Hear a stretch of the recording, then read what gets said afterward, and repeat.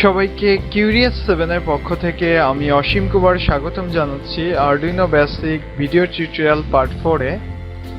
এই পর্বে আমরা গত পর্বে যে প্রোগ্রামটি তৈরি করেছিলাম এই প্রোগ্রামের কার্যকারিতা আমরা প্রোটিয়াস সফটওয়্যারটি ব্যবহার করে সিমুলেশন করে দেখব। আমরা যে প্রোগ্রামটি এখানে তৈরি করেছি এই প্রোগ্রামটিকে সিমুলেশন করে দেখার জন্য আমাদের আরডুইনো আইডিইতে কিছু সেটিংস করে নিতে হবে। এজন্য আমাদেরকে ফাইল মেনুতে যেতে হবে এবং এখান থেকে প্রিফারেন্সেস এখানে ক্লিক করতে হবে এবং এখান থেকে কম্পাইলেশন যে চেক বক্সটি রয়েছে সেখানে একটি টিক মার্ক দিয়ে দিতে হবে এবং সবশেষে আমরা ওকে বাটনে ক্লিক করব। এখন যদি আমরা কম্পাইল করি সেক্ষেত্রে আমরা দেখব যে একটি হেক্স ফাইল জেনারেট হবে এবং হেক্স ফাইলের লোকেশনটি এখানে দেখাবে।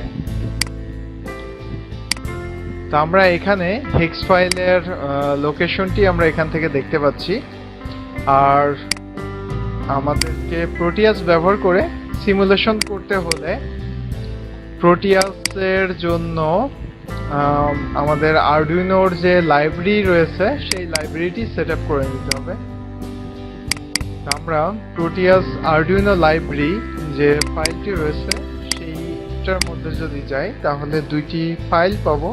এই ফাইল দুটিকে এখান থেকে আমরা কপি করতে পারি এবং কপি করে আমাদের যেখানে প্রোটিয়াস সফটওয়্যারটি ইনস্টল করা হয়েছে সেই লোকেশনে আমরা যদি যাই আমরা প্রোগ্রাম ফাইলস x86 যে ফোল্ডারটি রয়েছে এর মধ্যে গেলাম।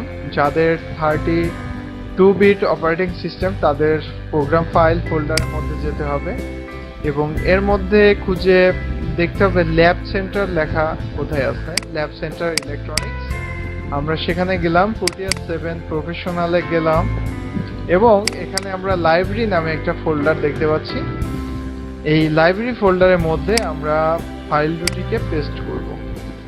কপি উইথ এক্সপ্লোরার দিয়ে আমরা পেস্ট করলাম, তাহলে আমাদের ফাইল দুইটি লাইব্রেরিতে যুক্ত হয়ে গেল। এখন যদি আমরা প্রোটিয়াস ওপেন করি সেক্ষেত্রে আমরা দেখতে পারবো যে আরডুইনো সার্চ করলে 3টি আরডুইনো ডিভাইস পাওয়া যাচ্ছে। আমরা প্রোটিয়াস ISIS যে সফটওয়্যারটি রয়েছে সেটি ওপেন করেছি। এখান থেকে আমরা সিলেকশন মুড নয়, আমরা কম্পোনেন্ট মুড সিলেক্ট করে সেখান থেকে যদি পি বাটনে ক্লিক করি এবং এখানে যদি আমরা লিখি আরডুইনো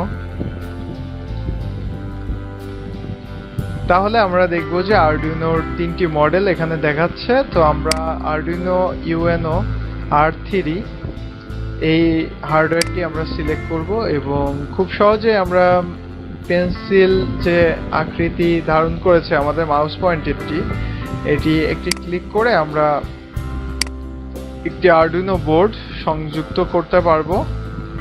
এখন এই বোর্ডে যদি আমাদের যে প্রোগ্রামটি আমরা তৈরি করেছি সেই প্রোগ্রামটি যদি লোড করি, অর্থাৎ আমাদের যে হেক্স ফাইলটি রয়েছে এখান থেকে যদি কপি করি এবং এই আরডুইনো বোর্ডের উপর যদি ডাবল ক্লিক করি তো একটি লোকেশন আমরা পাবো প্রোগ্রাম ফাইল।